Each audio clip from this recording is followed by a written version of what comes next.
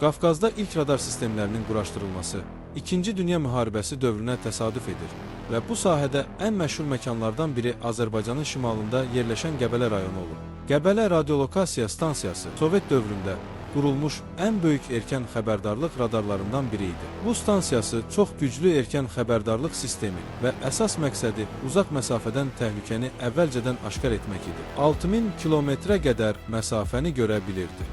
Yaxın Şərq, Hind okeanı və hətta Afrikanın bir hissəsini əhatə edirdi. Bu radar Sovet İttifaqı üçün raket hücumundan əvvəl xəbərdarlıq sistemi idi. Potensial düşmənin raketini uçuşun ilk dəqiqələrində aşkar edirdi. Beləliklə müdafiə sistemlərinə vaxt qazandırırdı. Vaxtilə çox mühüm hərbi obyekt idi.